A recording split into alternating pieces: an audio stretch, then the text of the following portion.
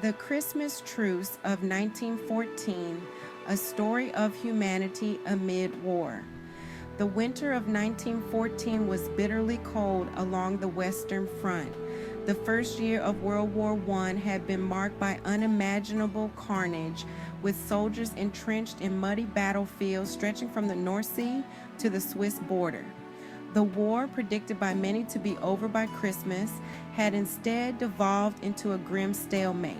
But amid the misery and despair, something extraordinary occurred, a moment of humanity that has resonated through history as a testament to the enduring spirit of goodwill.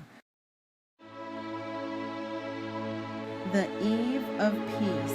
As Christmas Eve descended on December 24, 1914, the frost-covered trenches were filled with weary soldiers longing for the warmth of home. Along parts of the front, the silence of the night was broken not by the roar of artillery, but by the sound of singing. German soldiers began to sing Stille Nacht, Silent Night, their voices carrying through the cold air. British troops, surprised yet moved, responded with their own carols, such as The First Knoll and O Come, All Ye Faithful. The music bridged the no man's land, the desolate stretch of barbed wire and shell craters that separated the opposing forces. Lanterns and small Christmas trees illuminated the German trenches, and a cautious dialogue began.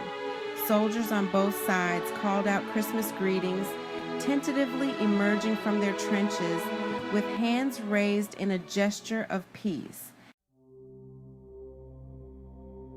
A ceasefire like no other. On Christmas morning, an unofficial ceasefire took hold. Soldiers from both sides ventured into no man's land, shaking hands, exchanging gifts of cigarettes, chocolate, and canned food, and sharing photographs of loved ones. For a brief moment, enemies became comrades. One British soldier, Private Frederick Heath, described the scene. Here they were, the actual practical soldiers of the German army. There was not an atom of hate on either side that day. Stories emerged of soldiers helping each other bury their dead, whose bodies had lain in the frozen ground for weeks. Chaplains conducted joint services, praying in both German and English. Some accounts even tell of impromptu games of soccer with makeshift balls crafted from scraps of cloth.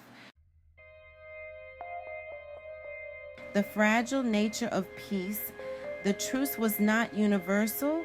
In some sectors, fighting continued, and commanding officers on both sides were uneasy about the fraternization. They feared that such camaraderie might undermine the war effort. Letters and diaries reveal that some soldiers were reprimanded for participating, and by December 26th, most units had resumed hostilities under orders from high command. Despite its brevity, the Christmas Truce of 1914 left an indelible mark on those who experienced it. It demonstrated that even in the darkest times, the light of humanity could shine through. For many soldiers, it was a bittersweet reminder of the shared humanity of those labeled as enemies. The legacy of the truce, the Christmas truce, has since become a symbol of hope and peace. It reminds us of the futility of war and the deep desire for connection that transcends borders and conflicts. Historians continue to debate the extent of the truce, but its significance lies not in its scale, but in its message that even in the face of overwhelming adversity, there is always room for compassion. Today, the story of the Christmas truce inspires songs, films, and commemorations.